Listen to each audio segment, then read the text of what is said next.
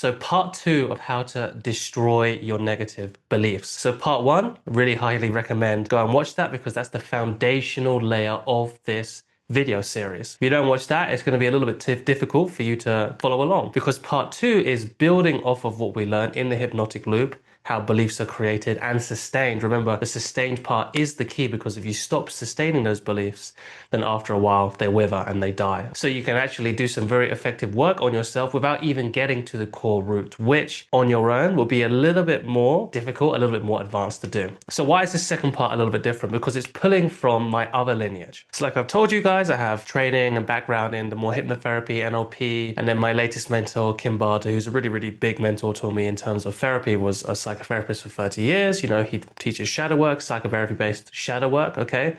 That's kind of what the first video of this is about. The psychological, the psychophysiological relationship between how you create and sustain beliefs and how you can actually circumnavigate that, or you can kind of hack that, for lack of a better word, in order to have the internal reality that you want so that you can affect your external in the way which is easy, effortless, and in flow, hence the name Unconscious Flow. That's why this channel was created. So that's one of the lineages. My other lineage is with Sister Khema, who unfortunately has passed away. It was actually her 2-year anniversary of her death a couple of days ago, a few days ago this week. I'm not sure when this video will come out, but it's around that week. And she taught me Dharma, so Dharmic philosophy. And in terms of Dharma, more specifically, Theravada Buddhist Dharma. Now, what does that have to do with how to rewire and destroy your negative beliefs, okay? This isn't a proselytizing video, okay? I'm not here to evangelize anyone or anything like that.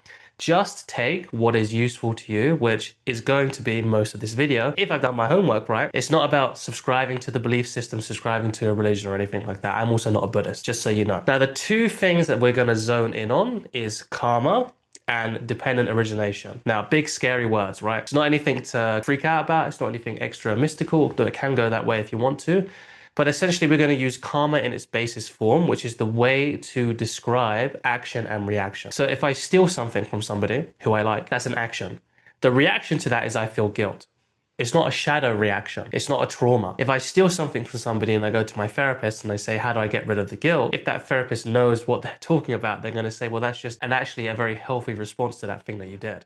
And then they would work on stuff like how to actually do reconciliation, conflict resolution, how to handle yourself in the future, emotional management. Maybe this happened because you was in a high emotional stress or you're just high emotional immaturity, and you would work on that. But you wouldn't actually work on the guilt itself. So how does this relate to negative beliefs and sustaining negative beliefs? Well, because as we described in the last video, the hypnotic loop, what happens is you have a belief, you might have an idea, maybe it's in its base form, but then because that affects your imagination, it affects your physiology, it affects your experience, all of that feeds back into your belief system, okay? And it makes it stronger. So not only is the belief implanted there, but it's been made stronger by this process. If you look at it from a karmic perspective, it's the exact same thing, but it's a little bit different. It doesn't break it down in the way which I think is quite useful in the hypnotic loop. It doesn't have that kind of languaging. Instead, what it says is whatever your attention feeds is giving nutriment to the hindrance. What does that mean? So if you have a belief, let's say two people have a belief, right, that they are not a good person or they're not good enough. Classic. What do you think is going to be the difference over years if one person gives that belief a lot of attention, a lot of nourishment? They really feel into that. They really go deep into that. They really identify with that. How do you think that person looks after 2 years? Really identified with that belief. That belief's gotten a lot stronger versus the other person who views it in a very light-hearted way whenever this belief comes up, doesn't associate themselves with it, doesn't identify with it, and also doesn't put any extra energy to it. What do you think has happened to that person after the 2 years? They might still have it 100% because they haven't got to the core seed. They haven't got to the core root of the issue, most likely. But compared to the other person, they've probably identified with it to such a little extent that the belief compared to what it was before is just apathetic. It's nothing. It's starving, right? Because it doesn't have any food. Mind's attention is the food that our belief systems, our ego structures, our split ego states, all of that good stuff, all our constructs need to survive and thrive. If they don't, then after a while, they will drop off, okay? Now, there's a caveat here because it doesn't always drop off. We tried this for a long time, the old company that I used to work for. just using the kind of karmic Dharma practices. And whilst there was a lot of good change that happened, we called it change work back in the day. Actually, that we got that term from my mentor, James Tripp. We still got a lot of good change work done on ourselves and our clients, and we had some really, really big transformational changes. But in terms of the real deep issues, like maybe some stuff which has just been there for a long time, or we gave it a lot of attention, or it's really tied into our identity, this kind of process does not really fix that.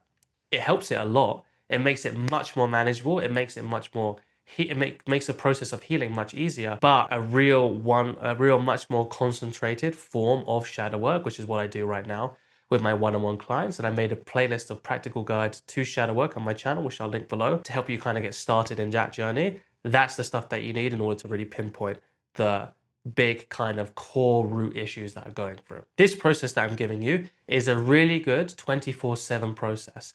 Or rather, don't really look at it like a 24/7 process. It's more of a really good philosophical construct to have in your mind so that you can just approach life in a different way, a bit like the hypnotic loop. Because if you have these big picture models in your life, then it makes it much easier to see where you are. And when you can see where you are, you can do the right action in order to get the most effective of results. Okay. So we just talked about karma, and that's kind of the bridge between these two disciplines, right? That's why Eastern spirituality and mysticism and Western psychology, when they come together, they make this amazing, super, super advanced, but super effective and practical coaching style, okay? Which is what Unconscious Flow is about, this channel. So the second part of this, which is actually something which my teacher, Sister Khema, talked about a lot, is dependent origination. If you want to look her up on YouTube and look at her hour-long discussion of dependent origination, I really, really highly recommend that because it's the best on the internet. But there's 12 links, as you can imagine. There's a bunch of stuff going on there. You don't need to know too much about it practically. If you want to go deeper into the Dharma or you want to go just deeper into more advanced topics, then let me know in the comments. We can go back and forth or book in a call, one-on-one call, and we can kind of see where you're at and see if coaching would be a good fit for you. But hopefully I can get a graph up on this. In this graph, basically, the most important thing that you need to look at is when it moves from feeling and sensation into craving. This is the link of dependent origination when the impersonal becomes personal. Okay? Now, in practical words, in a way, for somebody who hasn't really studied the Dharma or isn't really interested in the Dharma, just wants to have some good self-actualization tips. Basically, what that means is up until feeling, okay, so it's perfectly natural to be feeling, okay? You cannot stop feelings. You cannot be stoic about feelings. You cannot try and suppress feelings. You cannot try and change feelings. They come and they go, just like karma to an external stimulus. If I steal something, I feel guilt. If somebody cuts me, I feel pain. If somebody makes me laugh, I feel happy. This is all normal. This is all natural. We're not trying to stop feeling. The problem comes when it goes to craving. And craving, what you can understand it is I like this, I don't like this, I neither like or dislike this. And what that turns into is the three characteristics of suffering, which is clinging, craving, and aversion. Aversion is I don't like this. Clinging is I like this and I want to hold on to it and I don't want to let it go. And craving is I like this, I want more of it. And these are the three ways which you feed negative beliefs. And this is also the stage where beliefs are formed. So we have a feeling, maybe we have a feeling that we are a little bit, more nervous than the average person when it comes to speaking, or a little bit more self-conscious when it comes to describing what we do for a living, or all of these little clues, right? This is just a feeling. There's no actual storyline attached to it, but the craving link comes, and then we create a massive personal storyline about this. I feel this way, therefore I must be this type of person. I feel shy, therefore I must not be confident. You say that enough times to yourself, and this is how the belief is formed. So, how do we counteract this? Okay. Also, either if I'm going too fast, let me know in the comments and I'll slow down, do a video and go into more depth. Or if you want me to actually go deeper into depth, then I can also do that. So just let me know in the comments. So what you're going to do is whenever you feel yourself in the storyline, in the narrative, in the belief that's coming up, let's say it's the belief that I'm not confident. I want you to do this, right? This is called the Never Mind game from Sister Khema. Originally, it was from the Dharma Sukha Foundation in America, which she helped found, from Twin Meditation, Tranquil Wisdom Insight Meditation. But she later wrote a book called The Never Mind Game. And, I'm gonna show you how this applies to your self-actualization journey when it comes to weakening and even letting these negative beliefs die off over a longer time horizon. That's the other thing about this method, and also the first method that's different from the practical shadow work guide, is it's a longer term 24/7 practice. Things drop off over time. The same way that people takes a long time for people to starve to death. That's kind of what we're doing to these beliefs. We're starving them of attention. We're starving them of nutriment, of nutrients, of sustenance. Okay? That's the approach this does. So what you're going to do is you're going to realize, first of all, that, oh, I'm in this narrative. This first step, you don't really have any control over because it's all about your mindfulness. That's why you can be doing some mindfulness meditation on the side, right? Real mindfulness meditation, not just like a 20-minute guided meditation on your app, okay? On a phone app. I can give some recommendations if you would like that as well. So you're doing that and suddenly you notice, oh, I'm getting really pulled and sucked into this belief. First step or second step, that's the first step. Second step is you just, whatever this means to you, you release it from your mind. So it's kind of like, let's say I'm looking over here. I realize I'm looking over here. I should be looking at the camera. And I just go like that. That's like a spatial metaphor for it. It's the same thing. It's basically moving your attention from here to here, from over here to over here. Okay.